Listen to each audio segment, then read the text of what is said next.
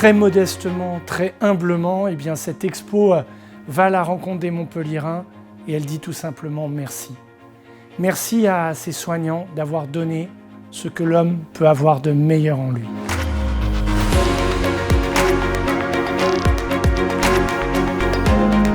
M'intéresse vraiment, c'est le portrait et c'est ce sur quoi j'ai travaillé avec une médecin pour une allégorie de la médecine précisément. Pendant le premier confinement, j'ai appelé des professeurs avec qui j'avais déjà commencé à travailler sur la photographie, le témoignage, le portrait.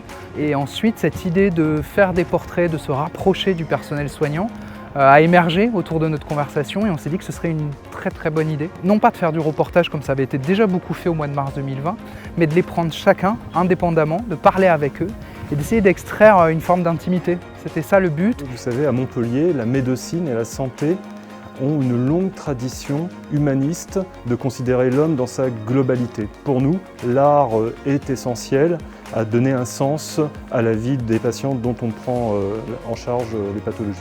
Tout ne s'est pas passé de façon fluide, mais de toute façon la période n'était pas fluide, ils avaient peur, ce qui est rare pour eux je pense.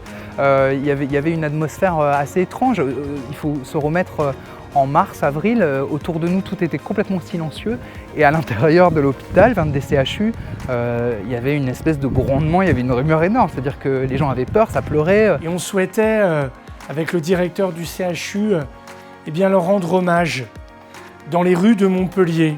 L'hôpital est inscrit dans la cité.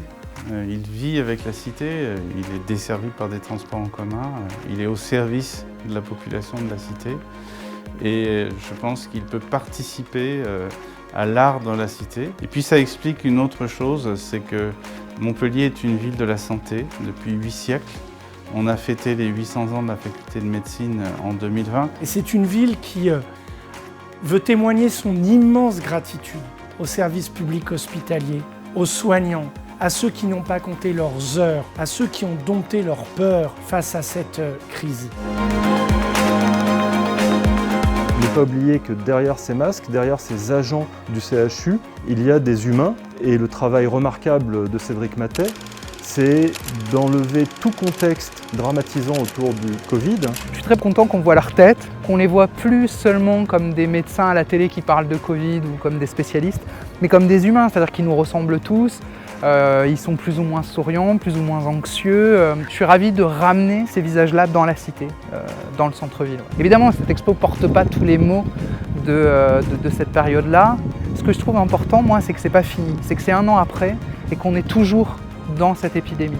Donc c'est bien de se rappeler qu'ils sont là, c'est bien de continuer à leur rendre hommage, de se rendre compte qu'ils continuent à travailler, quoi. Et je trouve ça admirable de la part de la ville de Montpellier de les mettre sur le devant de la scène. Ouais. Montpellier est très fier d'eux et à travers cette expo, très humblement, nous voulons leur rendre hommage.